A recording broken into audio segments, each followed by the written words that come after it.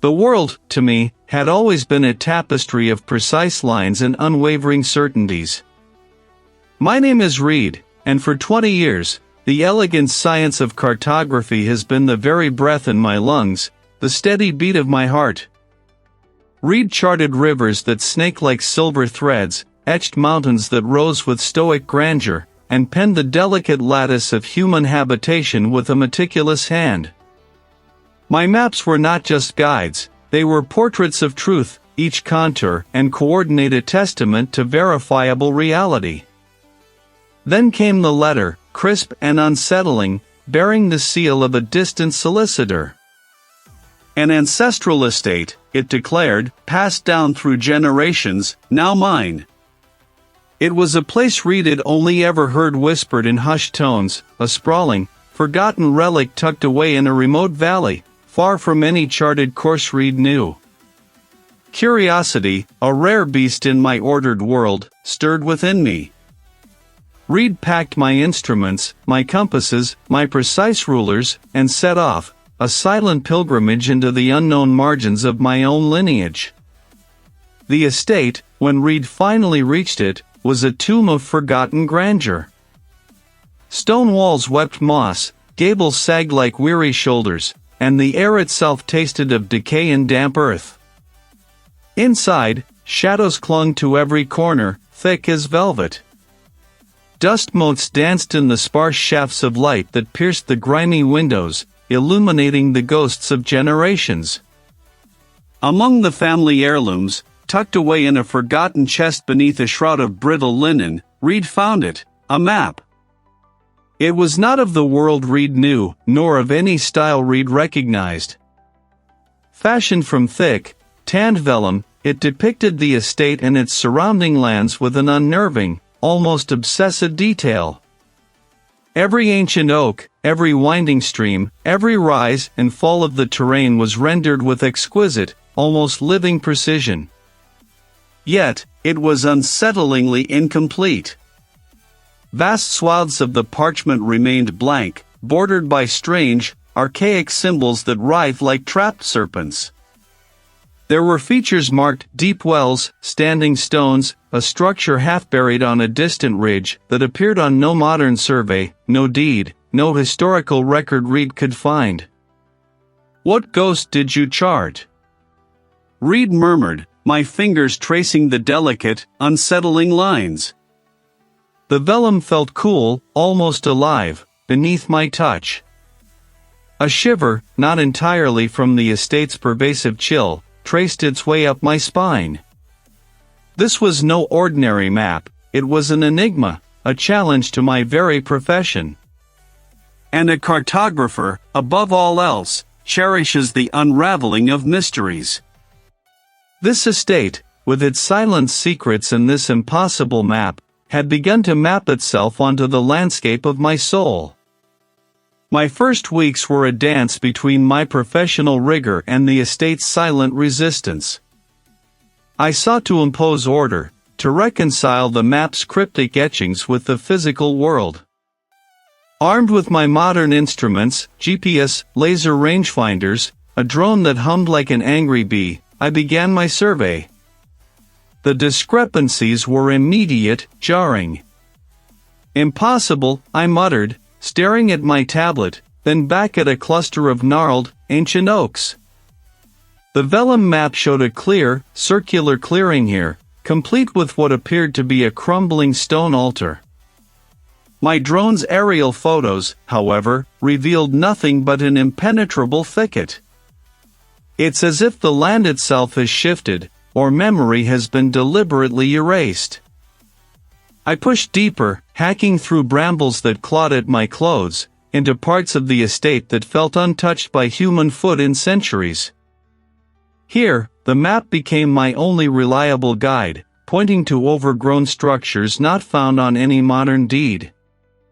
I discovered the skeletal remains of a small chapel, its roof long collapsed, its stones swallowed by ivy, exactly where the old map indicated a place of quiet reflection. Its silence was profound, almost reverent, broken only by the rustle of unseen things in the undergrowth. And the stone markers. They were the most perplexing. Roughly hewn monoliths, some half-buried, others leaning precariously, dotted the landscape in a pattern that defied logic or common agricultural practice. They formed no fence, no boundary, no obvious path. They simply were silent sentinels marking nothing I understood.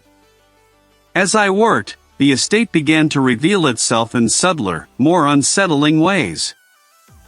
I'd feel a sudden drop in temperature, a prickling sensation on my skin, as if an invisible door had opened to a winter night. Old timbers, old stone. But the sounds often came from outside, from the very landscape I was trying to chart, from places that felt wrong. My cartographer's precision, once my bedrock, felt increasingly unstable, undermined by the spectral geometry of this place.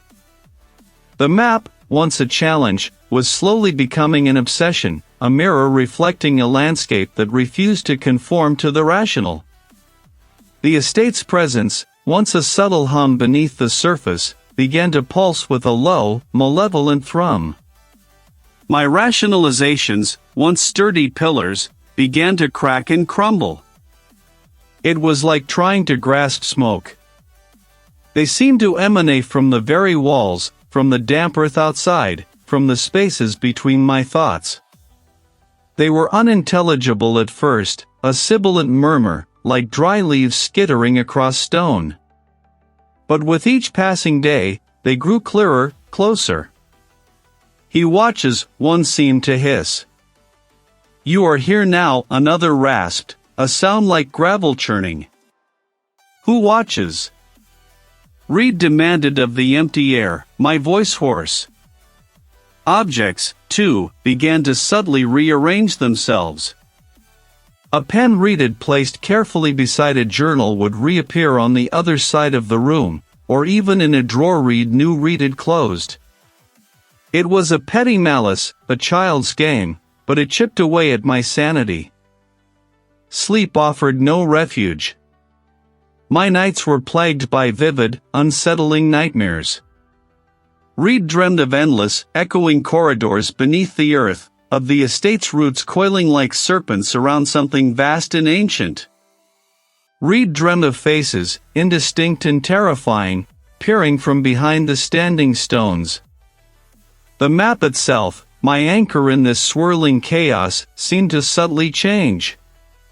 Reid'd pore over its lines, convinced Reid knew every symbol, every incomplete section. But then, a new line would appear, faint as a spider's silk, connecting two previously disparate points. Once, Reid swore Reid saw a faint, red stain bloom across one of the blank sections, like blood seeping through ancient parchment, only for it to vanish the moment Reid reached for it. Is this isolation, or something else? The precise cartographer in me screamed for logic, for reason, for a definitive explanation. The map was no longer just an object, it was a living, breathing thing, slowly revealing a truth too terrible to comprehend. A desperate need for answers gnawed at me, a hunger more primal than any Reid had known. Reid abandoned my survey, trading my GPS for dusty ledgers, my drone for brittle, yellow journals. The estate held its history in its bones, and Reid was determined to excavate it. Reid delved into the forgotten library, a cavernous room choked with the smell of mildew and decaying paper. Reid unearthed old family journals, their leather bindings cracked, their pages filled with faded, spidery script. They told a grim tale, a tapestry woven with madness, disappearances, and strange occurrences, a pattern stretching back centuries, always tied to the land, always centered around specific locations marked on my map. The blight on the house. It spreads from the soil. From the deep places, one entry read, dated 1789, penned by a distant ancestor whose handwriting grew increasingly erratic towards the end. They demand. They hunger. Another, from 1852, my brother, Elias, vanished by the standing stones. The villagers speak of the hungry earth, of things that stir beneath. The map. It shows a path, but to what? To salvation or damnation? The hungry earth. The deep places. Reid murmured, tracing the words with a trembling finger. It's not just a map of the land, is it? It's a map of a prison. The blank spaces on the vellum, the ones bordered by those serpentine symbols, corresponded precisely to the locations where the disappearances were most frequent, where the blight was said to be strongest. The symbols themselves, when Reid meticulously copied and compared them to arcane texts Reid found in the library, hinted at wards, at bindings, at something meant to contain. This is a key. A key to something malevolent, something buried, something that has been stirring for centuries. My identity as a cartographer, once a source of pride, now felt like a cruel joke. Reid was no longer charting the known world, Reid was charting the unknown, mapping the very contours of an ancient evil. The supernatural activity escalated dramatically, shedding its subtle veil and embracing a terrifying, aggressive clarity. Your blood remembers. Your blood calls. No! Reid screamed, clutching my head, spinning to face the unseen tormentor. Leave me be. But it laughed, a dry, rattling sound like bones dancing on stone. We are already here, little cartographer. We are the land. We are your legacy. Visions plagued me even while awake.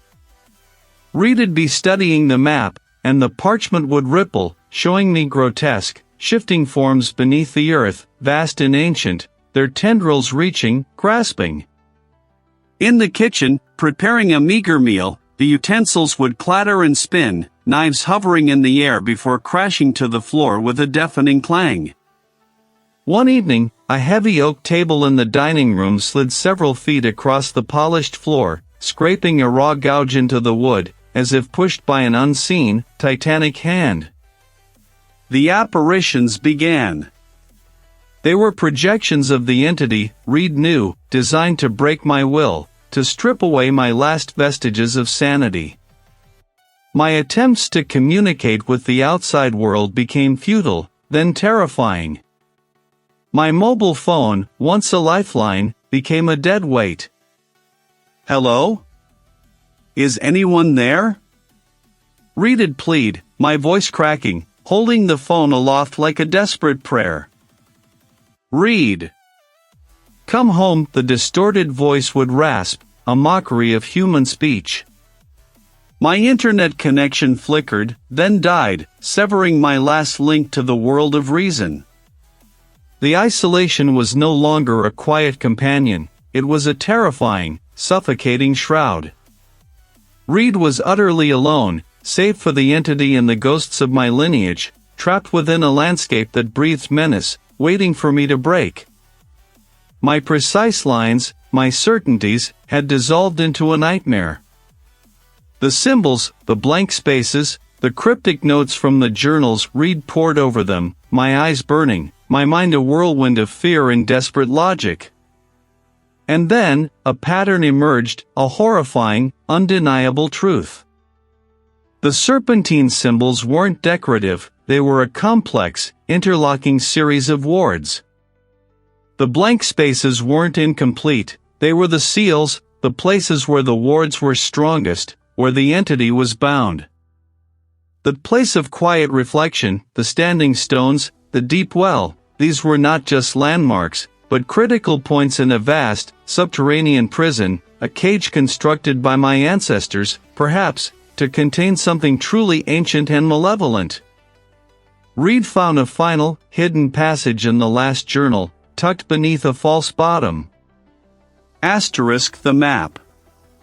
It is both the key and the lock. the lines, the symbols. They are the bindings. If broken, if unmade, the old one stirs. Its hunger is vast, its patience eternal. Our blood drew it here, our blood must hold it. A sacrifice. It demands a sacrifice of the bloodline to maintain the seal. Not to appease it, but to strengthen the prison. For if it breaks free, the old one, an ancient, primordial force, buried beneath the land, not cosmic in its origin, but of the very earth itself, of a time before human memory. And it was weakening. The wards, centuries old, were failing. The entity wasn't just haunting me, it was calling to me, guiding me, compelling me to complete the map, but not in the way I'd thought. Not to contain it, but to release it. Or perhaps, to be the final, terrifying sacrifice. My lineage, the very blood that flowed in my veins, was not just a connection to this estate, but a connection to the entity itself. I was drawn here, not by chance, but by design. To be the final piece in its liberation, or the ultimate offering to reseal its prison. My identity, once defined by the clarity of lines and the certainty of coordinates, was now inextricably bound to this ancient, malevolent force. The map was not a guide to treasure, but a blueprint for my own damnation. The true horror was not just what lay beneath the earth, but what lay within me, waiting to be claimed. The mall lights hummed with an artificial, relentless cheer, casting a sterile glow across the polished tile floors. Yet, the lights remained on, an endless, unblinking eye. My footsteps echoed, sharp and solitary, in the vast, empty